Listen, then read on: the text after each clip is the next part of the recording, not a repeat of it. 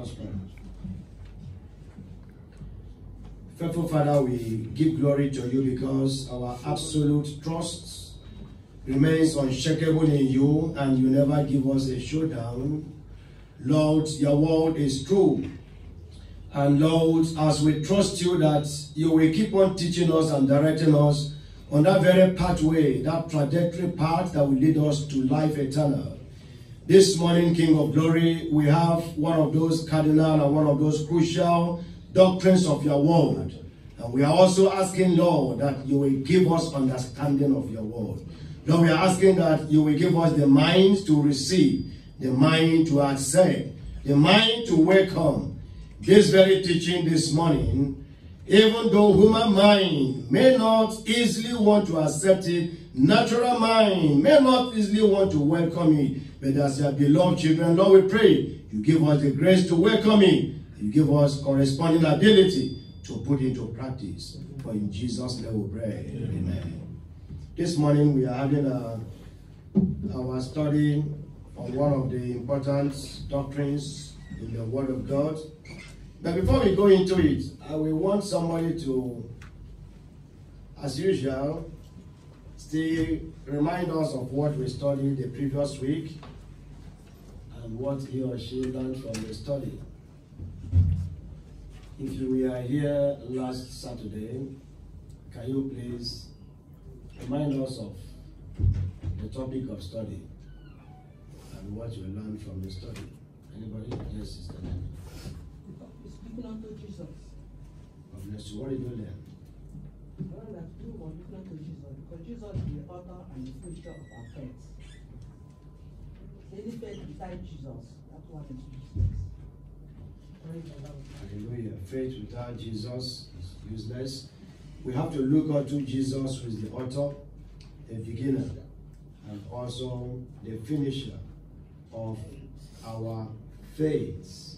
Not to look on any mortal being, not to use any human as a standard, as a mirror, as an example to follow, but only Jesus, because it's infallible, because there is no question mark in his life from the beginning to the end.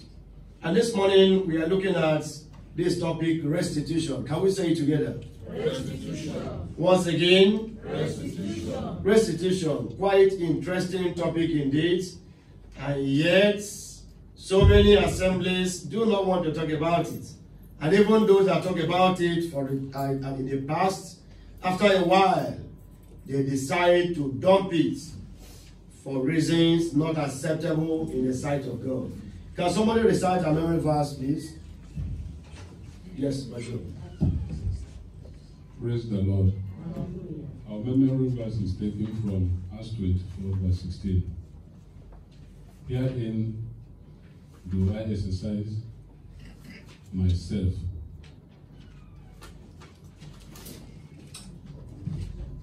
Just continue. to have a conscience void of offense towards men and towards God. God bless you. Acts chapter 24, in verse 16. You decided to put God, man before God, instead of God and man. It's all right? So we are going to read it together in Acts chapter 24, verse 16. After the count of 2, 1 to go.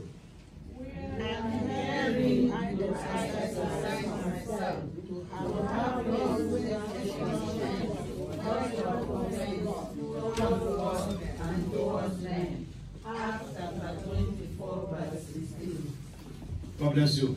In Acts chapter 24, verse 16, that is our memory verse. And herein do I exercise myself to have always a conscience void of offense toward God and toward men. Our text is from Matthew chapter 5, verses 23 and 24, as well as Luke chapter 19, verses 8 and 9. We need somebody to read from the, okay, but Joy, you want to read. In Matthew chapter 5, you read verses 23 and 24. Praise the Lord. Therefore, if thou bring thy gift to the altar, and there rememberest that thy brother hath aught against thee, leave there the gift before the altar, and go thy way. First be reconciled to thy brother, and then come and offer thy gift. Praise the Lord. In Luke chapter 19, you read verses 8 and 9. In Luke chapter 19, verses 8 and 9.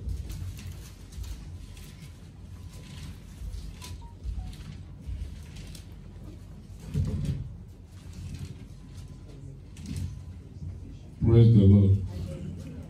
Luke chapter 19, verse 8. And Zacchaeus stood and said unto the Lord, Behold, Lord, the half of my goods I give to the poor.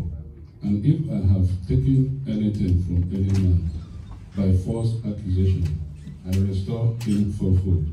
And Jesus said unto him, This day is salvation come to this house, for as much as he also is a son of Abraham. Praise the Lord. Bless you. Talking about restitution this morning. God's word reveals that every man have sinned. In the book of Romans chapter 3, in verse 23. In Romans chapter 3, verse 23, the Bible says that all have sinned and come short of the glory of God. Every man that comes to this world practices sin, not only regarded as a sinner on account of practice of sin, but also by nature is labeled a sinner. And so upon repentance, acknowledgement of sin and repentance from sin, one comes to God. And then God forgives that individual. But mind you, before the person comes to God, he has lived in sin. And as he was living in sin, he offended God. And also he offended man. Offending God, one hand, offending God, offending man on the other hand. And so when somebody repents, turns away from sin, the offenses he has committed against God, God in his benevolence, God in his gracious mind, forgives that individual. But then the sins and offenses that individual committed against humanity, against his fellow human beings, what will he do? What is expected of him? What is expected of him is to make restoration, is to make restitution, is to make reconciliation with his fellow man who he has also offended in the course of his sinful practice in the past. That's why we talk about restitution. And then you see our memory verse here, saying that herein do I exercise myself to have always a conscience that is void of offense towards God. It didn't stop there. And it says also towards men, God and man.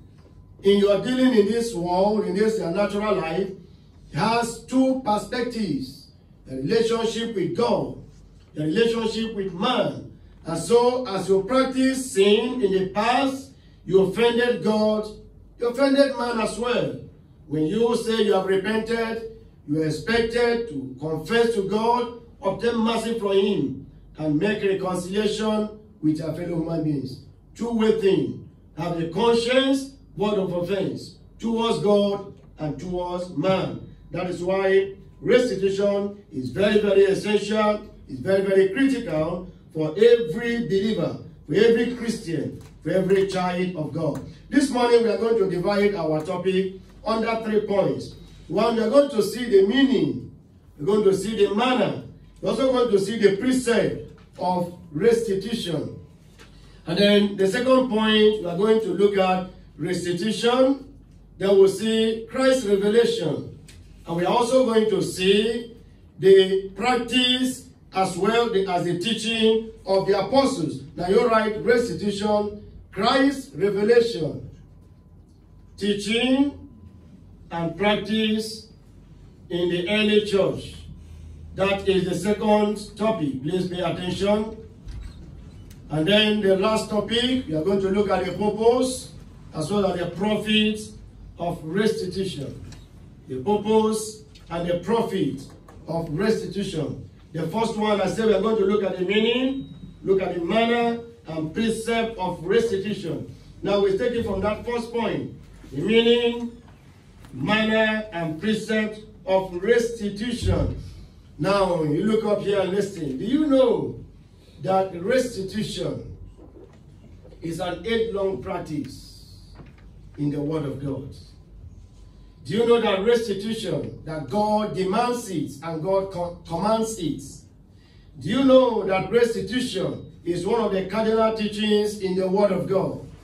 Restitution makes God happy when His children yield to it. What is restitution? Now becomes the question. Can anybody give the answer? What is restitution? Well, Gilbert. What is restitution? Hallelujah. I think in my own view, restitution can be defined as a situation whereby an individual, after acknowledging the fact that he or she has done something wrong, or taken something that doesn't belong to him or her, and then the person realizes that what he or she did is not good, and he has no other reason than to return those things or to ask forgiveness. God bless you. That is restitution. Restitution is an act of making amends for offenses committed against our fellow men, restoring stolen or misappropriated things. It can be a property, it can be a person, and then it can be things you wrongfully acquired. Whatever it is that you got in an illegal way, in a God-forsaken manner, God not accepting way, wrongfully acquired property, you restore them. That is restitution. Giving back whatever thing that does not belong to you. And then apologizing to those that you slandered, so as to have a conscience that is void of offense toward God and toward man. This is done even whether the person is aware or not aware, because God is aware of whatever thing we have done. You don't say, well, the ones they know, I will restitute. The ones they don't know, that one has gone. It's not so. God sees everything. God knows everything. So whether the people you offended are aware or not, restitution demands that you apologize, demands that you return, you restore what you have taken in a manner that the Bible did not support. In Hebrews chapter 4, in verse 13. Hebrews chapter 4, verse 13.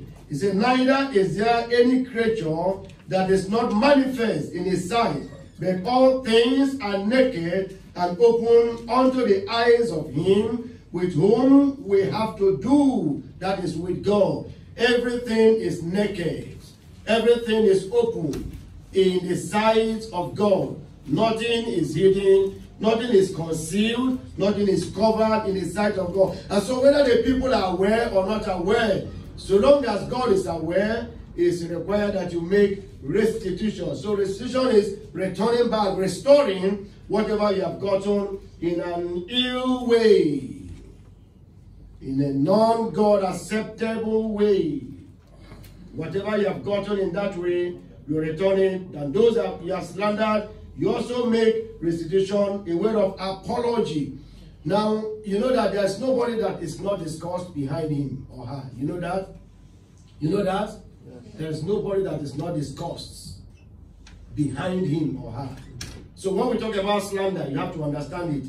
Slander does not mean giving reports, sincere report. The slander means when you maliciously, falsely make some statements to jeopardize, to destroy the personality and the image of another person. That is slander. Do you understand? Yes. You falsely make statements, and then those statements are intended to destroy the personality of an individual. That is slander.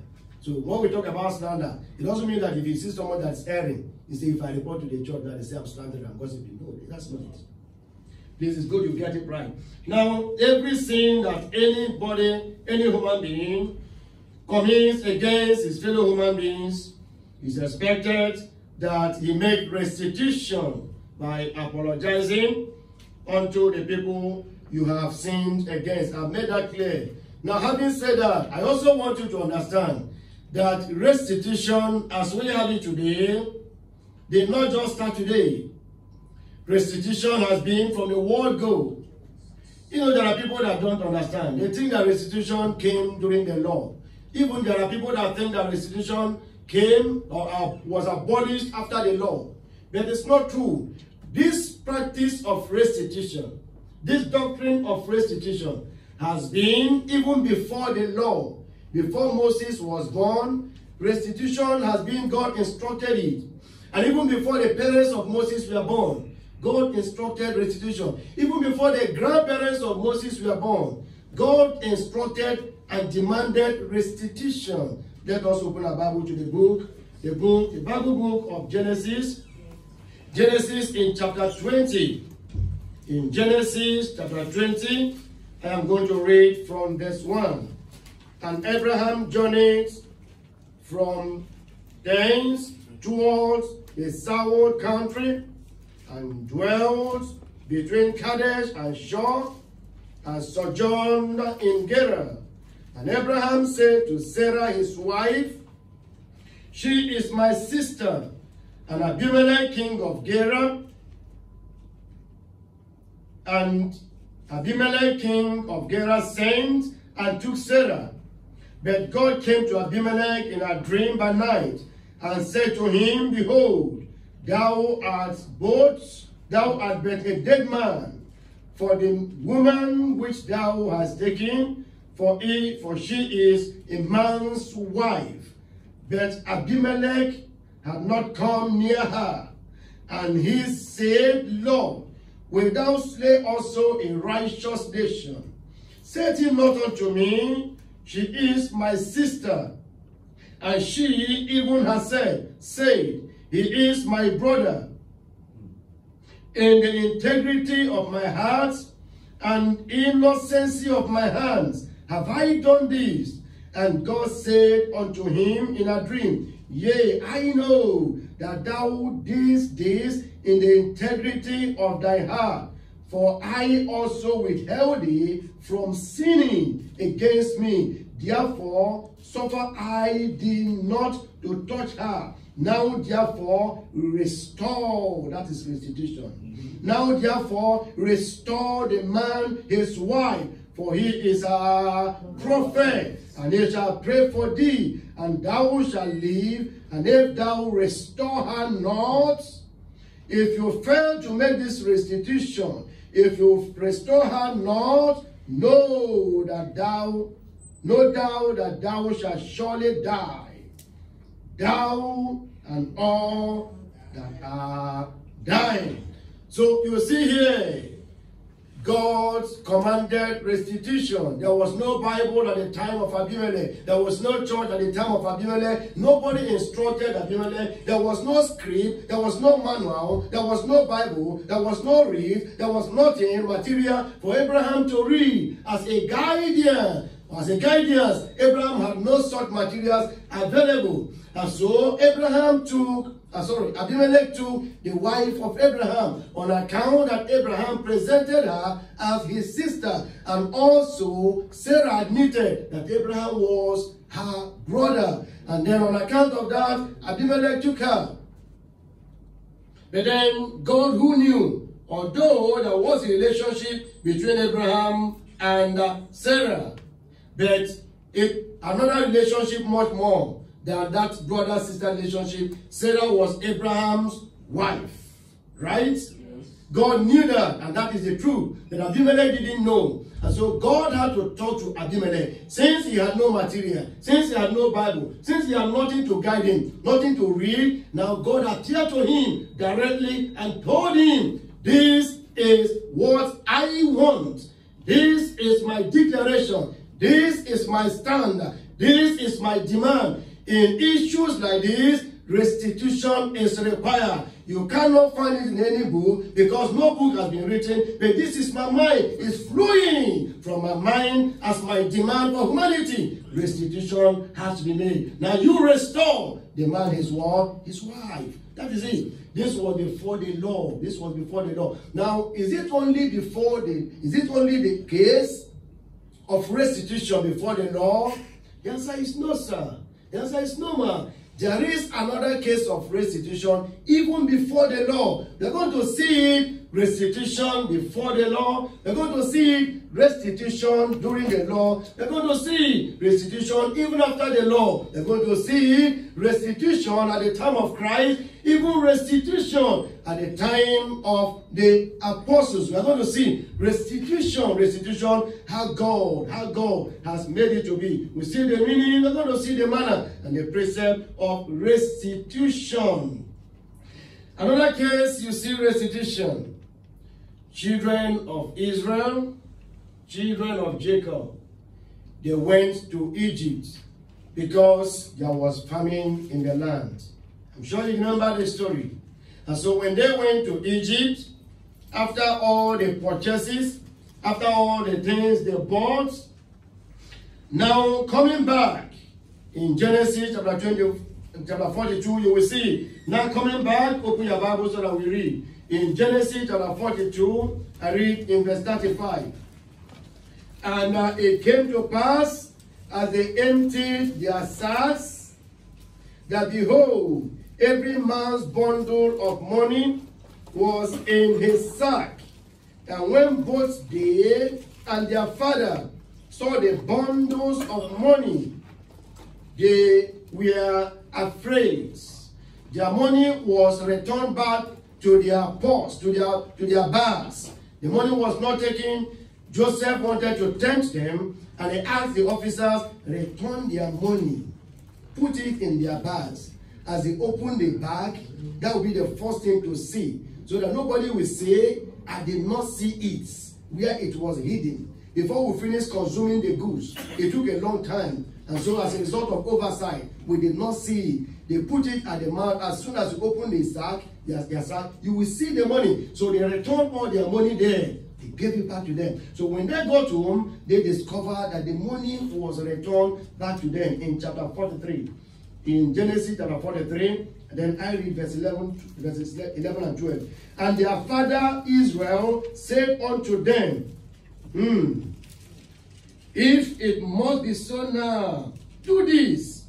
Take of the best fruit in the lands, in your vessels, and carry down the man a present. Go and give to that man you people told me about. Go and give him a present, a little balm, and a little honey, spices and myrrh, nuts and almonds. Look at 12. And take double money in your hand, and the money that was brought again in the mouth of your sacks, carry it again in your hand. Peradventure, it was an oversight. It's possible that it was by mistake that they put this money back to you, and so you don't rejoice and say, well, praise God, this is a miracle. They returned our money to us. That's great. Say, no, don't do it.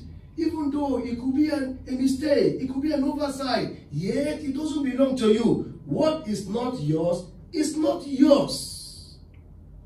They overpaid you in your place of work, but you know that they overpaid you. It's very clear that they overpaid you. It's not yours. And then in your account, you discover that some money just came into your account by mistake. You are selling something, you sold something to an individual, 100,000 naira. And you know you sold it 100,000. And the person is making a transfer, and making a transfer of 1 million.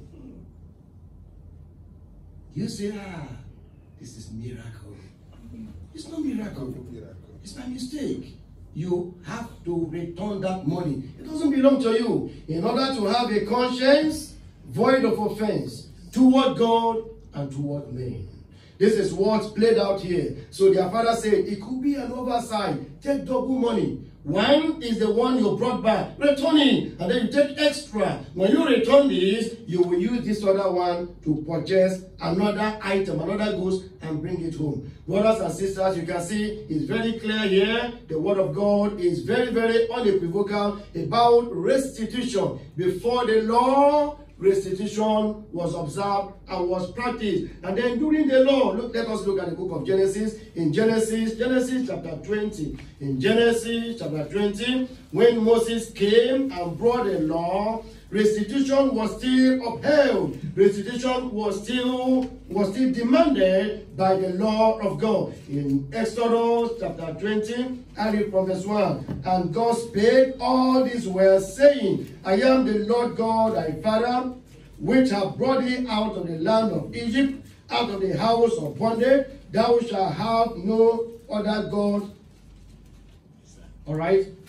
Sorry, I'm reading. Yes, I'm reading. Yes, Exodus chapter. Sorry. Genesis chapter 20. Genesis chapter 20 from verse 1. Genesis chapter 20. No, that is Exodus chapter 22. Sorry, in Exodus chapter 22. Exodus chapter 22. Then I read from verse 1. Exodus chapter 22. Reading from verse 1.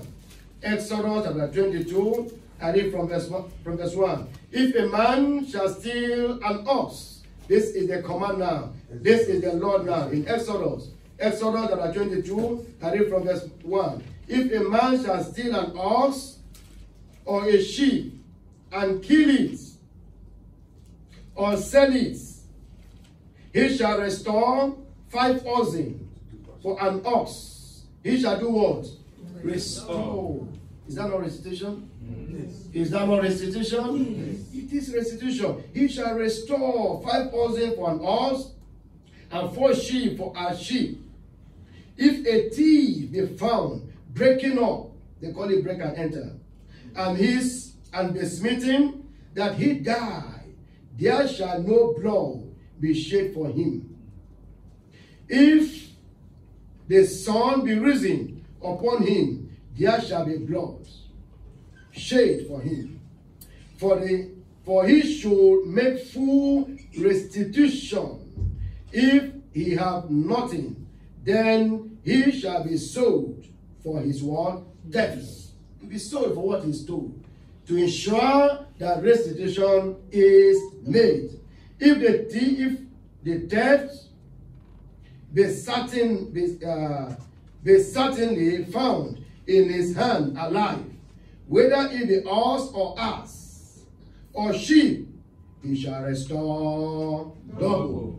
He shall restore double. If a man shall cause a field or vineyard to be eaten, and shall put in his beasts, and shall feed in another man's field, you carry your cow, you carry your beast, you carry your animal, whatever it is, and then you graze on another man's field, of the best of his own field, and of the best of his own vineyard, shall he make restitution. Shall he do what? Make what? Restitution. You make restitution. So you can see, before the law, restitution required. That man Abimelech was not a poor man. That man Abimelech was not a low-ranking human being. In fact, he was the highest in the land at that time. And yet God still demanded restitution from him. So it doesn't matter. It doesn't matter how highly placed you are. It doesn't matter who you are. God demands restitution. And then during the law, you can see that God gave this law through Moses, and then to the children of Israel, talking about restitution. Talking about restitution in Leviticus chapter 6. Leviticus chapter 6, you will see, I'll just read some scriptures. I may not have the time to make much explanation. So you listen carefully as I read out the scriptures, because I want to conduct you through the various stages where restitution is pronounced, manner and precept of restitution. In Leviticus chapter 6, I want to read from verse 1. Leviticus chapter 6, And then I am reading from verse 1. And the Lord spake unto Moses, saying, if a soul sin and commit a trespass against the Lord, and lie unto his neighbor in that which was delivered to him to keep, or in fellowship, or in a thing taken away by violence, or had deceived his neighbor, something is committed to his hand to keep.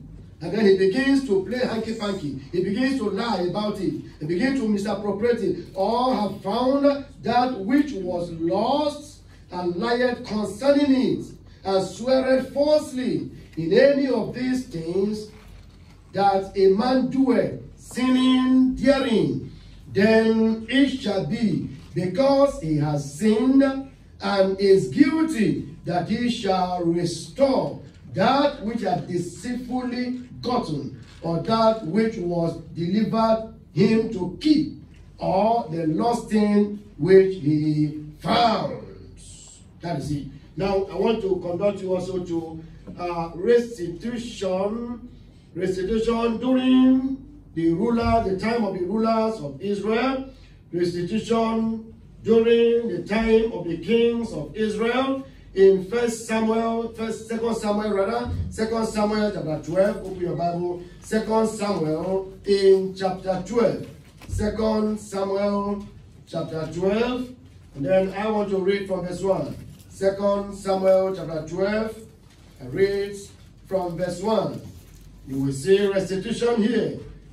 During the time of the kings of Israel, the rulers in the land of Israel. 2 Samuel chapter 12, I read from verse 1. And the Lord sent Nathan unto David. I'm sure you know the story. You know the story. But let me just read it out. And he came unto him and said unto him, there were two men in one city, the one rich and the other poor. The rich man had exceeding many flocks and herds. But the poor man had nothing save one little lamb, which he had bought and nourished up. And he grew up together with him and with his children.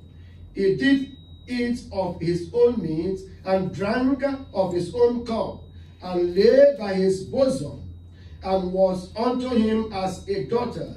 And there came a traveler unto the rich man, and he spared to take of his own flock and of his own herd, to dress for the wayfaring man that was come unto him, but took the poor man's lamb and dressed it for the man that was come to him. And David's anger was greatly kindled against the man, and said to Nathan, as the Lord liveth, the man that hath done this thing shall surely die, and he shall restore the lamb fourfold, because he did this thing, and because he had no pity. Although David was the culprit here, he was the one that committed this very offense. But when the report was given to him in a parable, he still affirmed the law that was given to them, Israel, the law that was given. He upheld it. He said that this man ought to restore. Do you understand? Do you understand? Do you understand? So that is it. Now, you look at 1 Samuel. 1 Samuel in chapter 12. 1 Samuel chapter 12. And then you see the case of this very man. In 1 Samuel chapter 12. In 1 Samuel chapter 12, you will see restitution as was practiced in the time of the kings, the rulers in Israel. In 1 Samuel chapter 12, and then I want to read from verse 1. And Samuel said unto all Israel, behold, I have hearkened unto your voice in all that ye said unto me, and have made a king over you. And now behold, a king walketh before you, and I am old and gray-headed, and behold, my sons are with you, and I have walked before you from my childhood unto this day. Behold, here I am, witness against me before the Lord and before his anointed. Whose horse have I taken, or whose ass have I taken, or whom have I defrauded, whom have I oppressed, of whose hand have I received any bribe to blind my eyes herewith? and I will restore of you, and I will restore it you. Now, you see this man Samuel here. He called the people, he said, you come here. I am gray-headed man now. But you know my upbringing. You know my life from childhood to this very time. Now I am about to go. Please, can we pay attention? I'm about to go. I'm about to leave this material world. I am transiting to the other side of eternity. And I wouldn't want anything to stand between me and God. When I get over there, I don't want to get to the pearly gate and I will hear, turn back. We don't know you here. I don't want to get to the gate of heaven and I will turn back. I don't want anything to stand between me and you. In case I have forgotten. Did I defraud anybody? In case I have forgotten. Did I take bribe from anyone and provide judgment? Please remind me. In case I have forgotten. Who did I trample upon? Who did I subjugate? Who did I oppress? Did I do anything that hurt any of you? Probably unknowingly, or I have forgotten. Please, can you remind me? Here I am now. Before I move to the other side, I want to make right my ways. In my conscience, I cannot remember any. And that is why I am present here before you. You people can bear witness. Tell me what I have done wrong, and let me restore. And let me restore. Is that not restitution?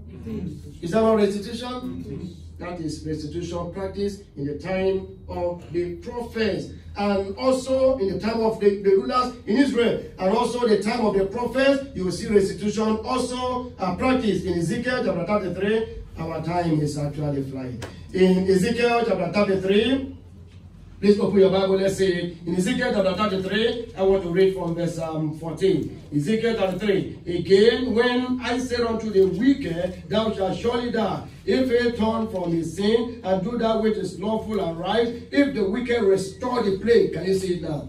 Restore the plague. Restore the plague. Restore the plague. Give again that he had wrought. Walk in the status of life without committing iniquity. He shall surely live. He shall not die.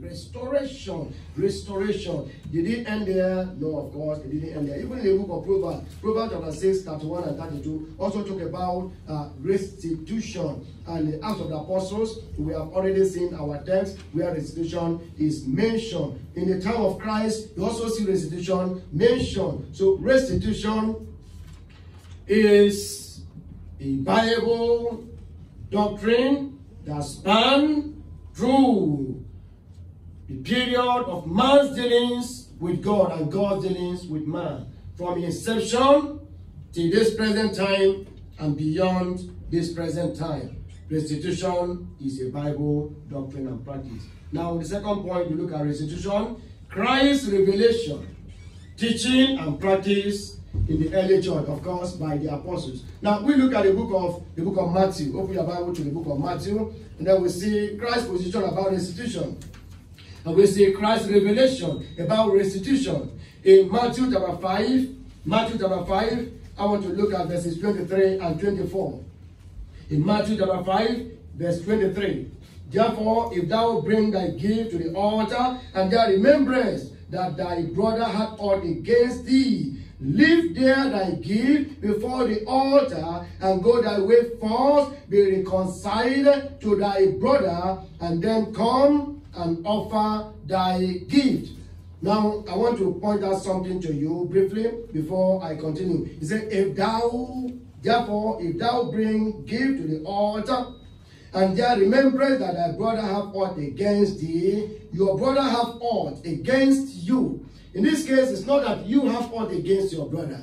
Of course, as a believer, you're not expected to have aught against your brother, against your sister, against your husband, against your wife. You're not expected to have aught. But then you remember that somebody has aught against you. Now he says, leave there thy gifts before the altar. He didn't say take it back. Why didn't Christ say take it back? No, you don't take it back because the church needs it. Don't take it. Whether you make a decision, you don't make a decision, we need it. All the same, we'll take it. But for you to receive the reward that comes along with that, your gifts, you must present your gift in a God acceptable manner. And so you leave it there. Don't take it. Go and reconcile with that your brother. And then you come back and give it. So you can see restitution is taking preeminence. Restitution is placed above the gift you offer. I don't know the gift you offer. It can be gift of money. I don't know the gift you offer. It can be gift of singing. It can be gift of ministration, teaching and preaching. I don't know the gift you offer. It can be gift of praying. I don't know the gift, the service and sacrifice you offer in the house of God. The word of God is telling you that restitution is preferred in the sight of God more than that very service, more than that very gift, more than that very talent, more than that very thing you are offering in the house of God. You remember that your brother had fought against you. That is to say, you had a dealing with your brother, you have offended your brother, you did something against your brother, but then you know that that thing you did hurts him. You know that what you did hurts her. And then when you come to the altar, quickly you remember, say, I did something against my wife, I did something against my husband, I did something against my brother or against my sister, and that fellow has been holding that thing against me. He said, don't say, let God console her. If you are a teacher, like I teach, or a preacher, or you moderate, or you do one thing, maybe you sing, you don't kick your side by the side, your wife by the side, and then you climb pulpit to teach. You don't do that. But there are people that do it, unfortunately. They will offend their wives, they will offend their children. They will offend people around the place of work, anywhere. And yet they carry their Bible and they teach and preach. That's wrong. You offend your husband at home. You still have the God to come and minister in song. That's wrong. You know you have offended somebody. Maybe an usher. You know you have offended somebody. But it doesn't concern you. You come to church, the person is looking at you, and you are still serving in the house of God, even in the presence of the person you have offended. That is wrong. Praise the Lord. This restitution is very, very essential. Husband and wife, make restitution. Members of the church, make restitution. Members to leaders, make restitution. Leaders to members, make restitution. Restitution is very essential, very critical, very crucial in the house of God if we must make headway in our service. So you see, Christ taught it here, he upheld it. He didn't say it was before the law. He didn't say it was during the law. Therefore, let me keep it aside. No, he still upheld it because he knows that that is a practice that gladdens the mind of the Father. Christ gave that revelation about restitution. And then when you read also the book of Luke chapter 19, 8 to 10, you will see Zacchaeus who approached Christ. And then, no, Christ went to him. People were murmuring that he had gone to be with a sinner and all that. But at the end, Zacchaeus pledged to make restitution. I will not read because of time. He pledged to make restitution. And Christ did not say, well, I am the Lord of all souls. So if I forgive you, that settles the matter. Did he do that? He didn't do that. Even though if he forgives you, you are forgiven. And yet, he didn't stop him from making restitution. He said, whoever I have defrauded, whatever evil I have done to anybody, those I have forcefully, deceitfully, by coercion, by force, by violence, has taken something from, by virtue of my office and position, I am going to restore fourfold. And Christ approved it. Go ahead and do it. Even though I've forgiven you, you do it. That's Christ's revelation. And then when you look at the apostles, you see the teaching they gave, and then you see the practice in the teaching in our memory verse, Apostle Paul. You can see the teaching he upheld in Acts of the Apostles chapter 24 in verse 16. In Acts of the Apostles chapter 24, open your Bible. In Acts chapter 24 in verse 16, he upheld it. He upheld this very teaching on restitution. Brothers and sisters, whatever that want to stand between you and God, this is a time of opportunity. Every restitution you need to make in order to have a conscience void of offense between you and God, this is the time to make it. And herein do I exercise myself, to have always a conscience void of offense toward God and toward men, and toward men, and toward men. Let us also see where Paul practiced this restitution in Acts of the Apostles chapter 23 in verse 5. In Acts chapter 23 in verse 5, I say, then said Paul, I wish not. Let's read from verse 4. And they that stood, can I read from there? Should I read from there? I know where I'm going. But I don't know if you will understand. If I read from, let me read from verse 2. And the high priest Ananias commanded that they commanded them that stood by him to smite him on the mouth. That is Paul. That's Paul. Okay, relax your mind. I read it from verse 1. And Paul earnestly beholding the council, said, Men and brethren, I have lived in all good conscience before God unto this day. And the high priest Ananias commanded them that stood by him to smite him on the mouth. Then said Paul unto him, God shall smite thee, thou whited wall. For sittest thou to judge me after the law, and commandest me to be smitten contrary to the law. And they that stood by say, Revilest thou God's high priest? Look at verse 5. Then Paul said, I wish not, brethren, that he was the high priest, for it is written, Thou shalt not speak evil of the ruler of thy people. Thou shalt not speak evil of the ruler of thy people. We immediately apologize. Don't you know that apology is restitution? Don't you know that apology is a rule of restitution? Yes. The woman is talking and the husband said, what is wrong with you? It's like your head is going off. Are you getting mad? Nah. And then later he got himself together. Don't you know he's supposed to apologize? You know, there are people that shout on their children. They say, you are blind. It's because you are blind, that's why you cannot see that in there. But should you tell your child you are blind? No. The child is not blind. Why not apologize? I'm sorry, my son. I'm sorry for using that harsh word against you. You don't know you're supposed to do that? The parents, you can do that. When you shout on your children, when you shout on your wife, when you shout on your husband, you say, are you deaf? You say, are you blind? You say, are you crazy? When you say some of those things, you're supposed not to say. Tender apology is a word of restitution. Is that clear? Mm-hmm. George, is that clear? Yes. The tender apology. Now, there is something I would have told you, the time will not permit us. Because what Paul said here, there are people that have interpreted it, differently, in different ways. And Paul said that he didn't know. And they were asking, is it truly that Paul didn't know? Time will not permit me to tell you about that now. Another time I will have time to explain to you what transpired there.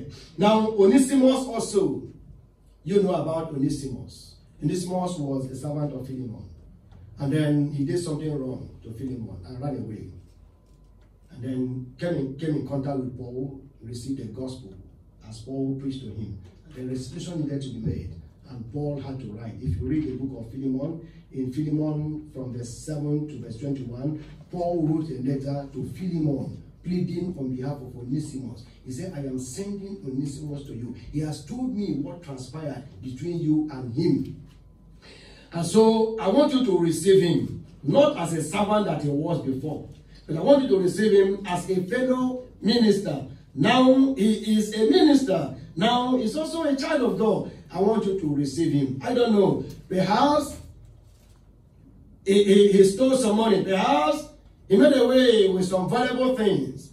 Now, on that aspect, if you cannot forgive him, Onesimus may not have money. But I, as a tent maker, out of my tent making, I will endeavor to bring out something to pay you back. So record it on my accounts. But I want you to receive Onesimus. Restitution. He said, I could have kept him, but I cannot keep him because of the importance of restitution. That's why I'm bringing him to you. And so when you accept him with all your heart, find a place in your mind to eternally forgive him. If you want to send him back to me, fine and good. But restitution has to be made. So you can see restitution before the law, during the law, after the law, time of Christ, time of the apostles. In this contemporary time, restitution is required. How are you going to do it? If you have any restitution to make, you make that restitution. Restitution concerning marriage, you make the restitution. Restitution concerning stolen items, you make the restitution. Restitution concerning quarrel, you make the restitution. Restitution concerning slander, you make the restitution. Whatever you have taken before, somebody gave you a material, a book to read, and after reading that book, you say, I don't know where I can get this book again. Therefore, you watch. If you forget it becomes your own. And you're still reading that book. No, you don't do that. You don't do that. Whatever you have acquired, whatever you have in your possession, you know it's not yours. Now you say you have given your life to Christ. God is not expecting you to keep on enjoying that very thing you got in an illegal way. You don't continue to enjoy it. Now when you enjoy it, and then maybe it's clothes, and you wear it in the presence of the person you stole it from, what impression are you giving? Look at the benefit and the purpose of restitution. What is then the purpose of restitution? The purpose of restitution, in a simple way, is to give credence to this their profession. This religion, you say you have imbibed in, you say you have accepted now. People do not know the credibility of this religion. When you take the pains to make restitution, you make this religion believable. Do you understand? You will make this religion what? Believable and acceptable. Any religion that will compel people to restore back what they got before they embrace that religion is a religion worth accepting. That's the purpose. And then what are the benefits? I want to run through. I'll give you the benefits of restitution before we pray. One, when restitution is made, then you have peace. Peace of God will flood the believer's hearts. And then this restitution, since it deals with guilt and condemnation, it will also remove from your hearts. It will also build in your heart the confidence you need towards God in prayer. Since restitution will take away guilt, since restitution will take away condemnation, it will now build your confidence in God when you approach Him in prayer. And also, the practice of restitution makes a believer's repentance genuine, and the experience of salvation will manifest to others as fruit of God's grace. And then the people will desire to have this kind of experience.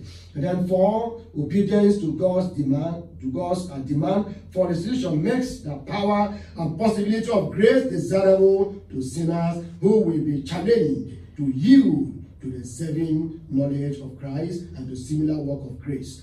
And then restitution will cement our relationship with our fellow men. It establishes God's principles of justice and righteousness among men. And then obedient believers who restitute his way pleases God. It makes the believer's life and service acceptable before God. The believer who makes restitution is bold in preaching the gospel. And finally, he is sure of making heaven in the end. Please, can you rise up as a prayer? We have gone through this teaching on restitution. I have told you of the meaning and manner, practice of restitution, the precept of restitution, Christ's revelation about restitution, how the apostles taught, and how they practiced restitution. I've also told you about the purpose and the benefit of restitution. The ball is on your court. If you have any restitution to make, I want you to make up your mind and decide that you make that restitution. Heavenly Father, we thank you for what you have taught us today. Restitution is a critical factor. Restitution is a critical doctrine. Lord, restitution requires enormous grace. And we are asking, King of Glory, that you will release upon us, vent on us, Lord, bequeath us with such grace required to embark on necessary restitutions. Thank you, Father, for answering our prayer. For in Jesus' mighty name we pray. Amen.